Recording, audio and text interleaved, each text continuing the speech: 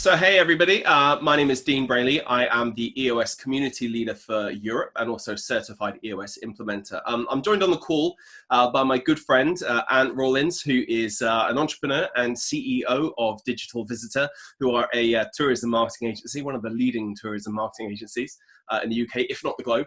Ant, do you want to say hi? Hello. So we're interrupting your news feeds today just to share with you some content. We talk frequently. We have very different mindsets on the world, very different opinions, very different viewpoints. We talk quite frequently and just thought that maybe more people than just the two of us would get value from hearing our conversations. So we're going to see where this goes. We have no idea. This may fall on deaf ears. This may become a thing. We could be the new Ant and Dec. I don't know. Ant, what do you think? So we'll just see. We're going to have a 10-minute conversation around some topics. Feel free to suggest some topics if anything you want us to talk about, and we'll just see where this goes. So, and today, something that I wanted to talk about was just this kind of this catchphrase, this new buzzword, this thing that is the new normal. Because I have a viewpoint on it. So, have you heard that this is a thing? We're in this new normal. Are you familiar with that?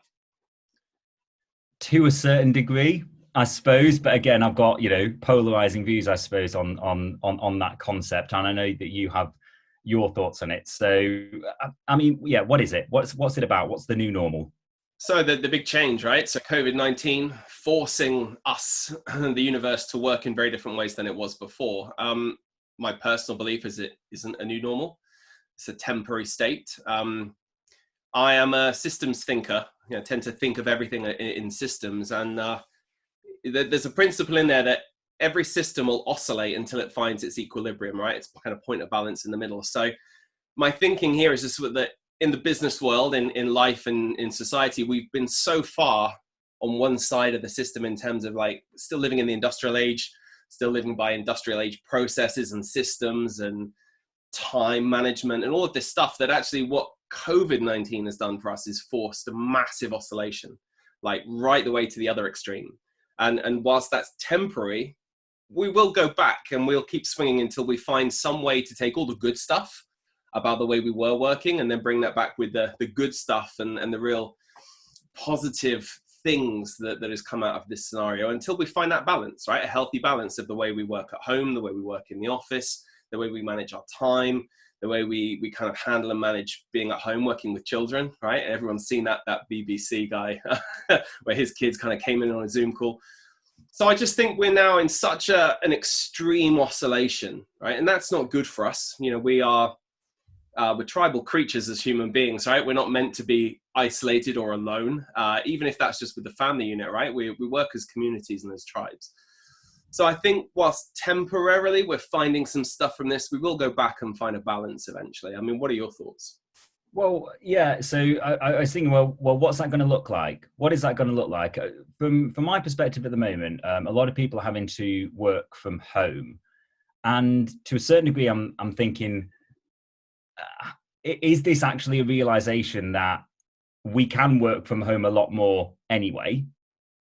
We can work in this way that we are doing as it is. Do we need meetings of 10 people for 2 hours to talk about things with one specific outcome? Or actually, can 2 or 3 people jump on a video call, get a decision made and move on? Yeah. I think that the way that we're working now has to be significantly more efficient in many scenarios. In some, it's not possible, but in a lot of scenarios it can. So for my own business, it can be a lot more efficient by getting to the point. This is the objective. We've got a 20-minute Zoom call. This is what we want to get done. Everybody talking, and then you go. But that might in the office take a 30 or 45-minute meeting, not to mention the making the coffees beforehand and the prep and all that kind of stuff, which eats into it, and then who knows what. So I guess the new, well, I don't know what we are. Like you said, I don't know where things are at the moment, because when you said you're talking about pendulum that oscillates, the fact is that it swings from one side to another side, but then it takes time to actually get to that central point. So we've had a big swing this way, and then when we go back into work, we're going to go back that way, and then actually though, what's the next or rotation or oscillation going to look like back over this way? Is there going to be pushback from people saying, do we need these meetings? Yeah. Can we do them online? Can I work from home? Mm. You know, if you're used to a 40-hour week, can I go back and work from home for a day for a week, or 2 days a week? Yeah. And I can dial in for meetings, because I've been doing it for the last 2 or 3 months. Yeah. So just to chip in there is, I feel we'll take a swing back too far, because, you know, like, if you feel that one of the primary drivers for everything in life is fear, right? Fear pretty much drives everything we do as human beings. And I think we'll go too far back, because we kind of miss all of the stuff we had before. And then kind of you'll get back into that, and then you'll figure out, hang on a minute, but then it was all right like that. And so I think we will keep going until we find that state of equilibrium in terms of, you know, like, you can have a really productive meeting with a group of people together. I don't think the meetings are the issue. I think, you know, a lot of it's inherent laziness in people, right? It's just easy to get a group of people into a room rather than think about your communication, or think about how you can have, you know, a better way to get your message across, or to create the objectives. So, you know, it was just become easy, right? Call a meeting, get everyone in a room. That was just lazy, but that's complacency, because it was so easy to do. Now it's not so easy to do. People have to think, right? You have to really think about, who do I need to talk to? How am I going to get them on a call?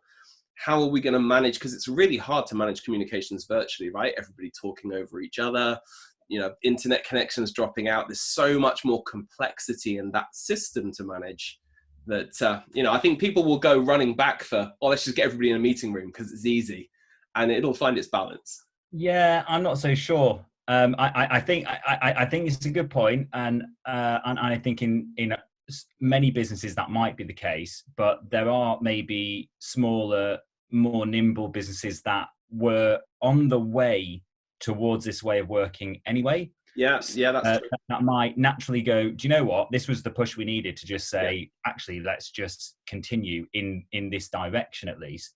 Yeah. Because I can't really see how maybe people are going to want to go back to the way it was, because fundamentally the entire environment's changed anyway. So if we were in environment A and we went into environment B and then went back into environment A, yeah, you could behave the same.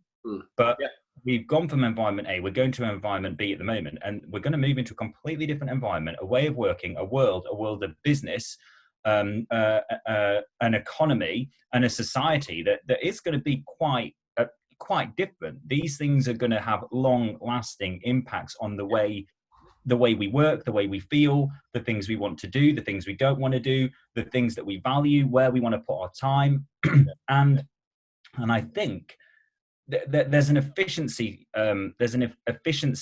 discussion around all of this that I'm quite interested in at the moment, because really, if you're sat at home and you're able to get through as much in 4 hours as you would in a normal 8-hour day in the office, you've got to start thinking, well, why am I doing 8 hours in the office? Absolutely. Or, you know, and that's not just in line with our time; it's in line with our finances as well. You know, both me and you have had this discussion that we've both taken a reduction in salary, as many, pretty much everybody in the country's had to.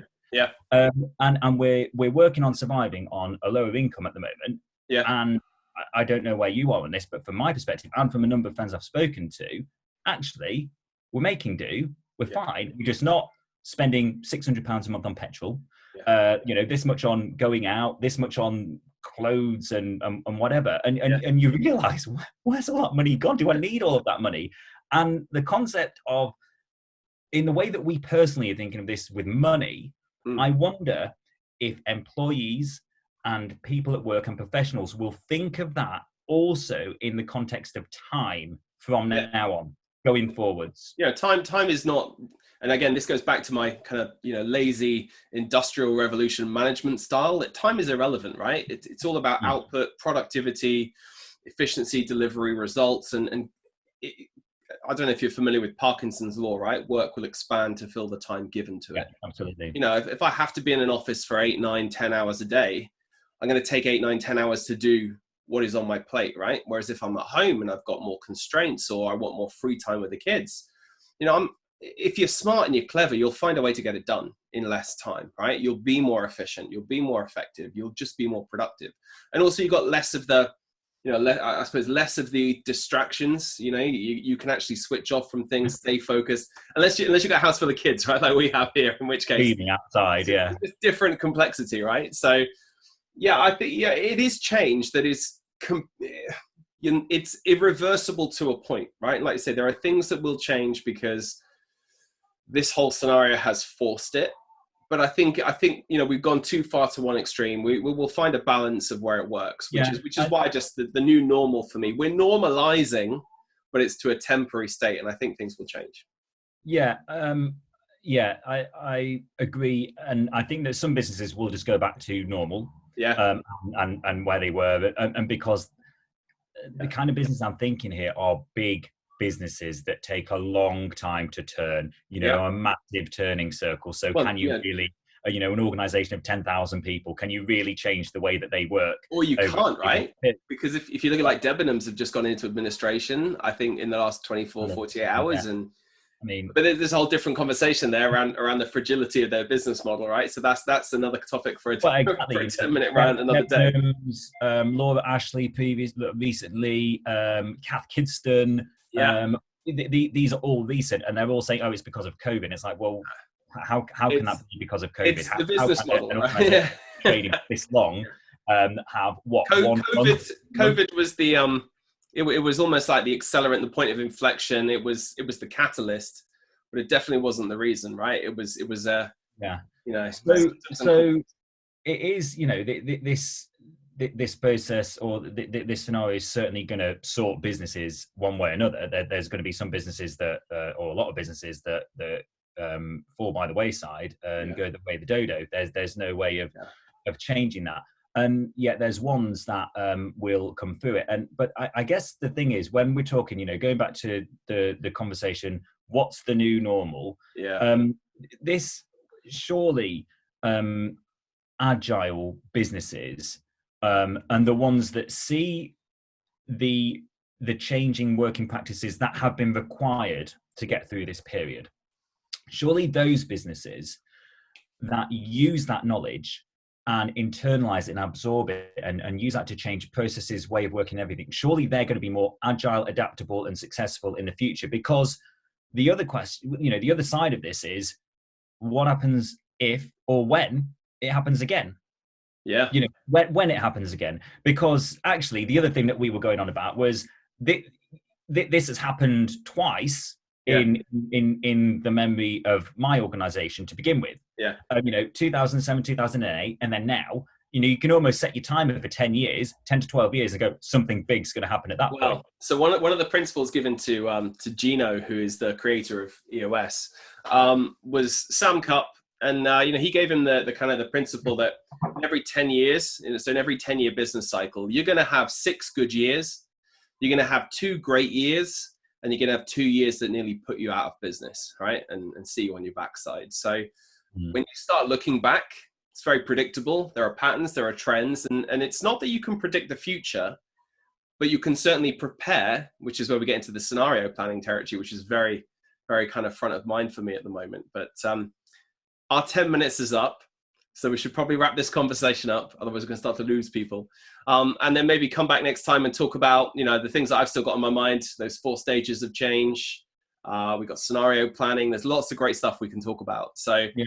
All right. Well, just before we go, so two or three outcomes from you for what is the new normal, or what do you think of it? 2 or 3 main points you want to make from it? I think it's going to make people look less at the need to be in a physical environment together, because we've now proved we can meet virtually. I think it's made people appreciate community more and the value of working together as a team, right? I'm actually seeing a lot of my teams come out healthier than they went in, right, from this, because it's given them something Yeah. to bond over. So that would be 2. And the third is, I think it really pinpoints complacency. If you're complacent as a business owner, if you think you're sailing along, you're just kind of looking for 15, 20% growth year on year and like best case, worst case, without thinking about things like this, you'll be put out of business faster than anybody else. So I think Yeah. that comes down to the leadership. Brilliant. Good stuff. Cool. Done for today? I think so. Thank you very Okay, much. we'll put a lid on it, and we'll just see if we get any feedback. Please give us the good, the bad, the ugly. If you'd like to hear more from Ant or myself, you might do in any case. But yeah, it'd be great to hear your feedback, and we'll see you all soon. Take care for now.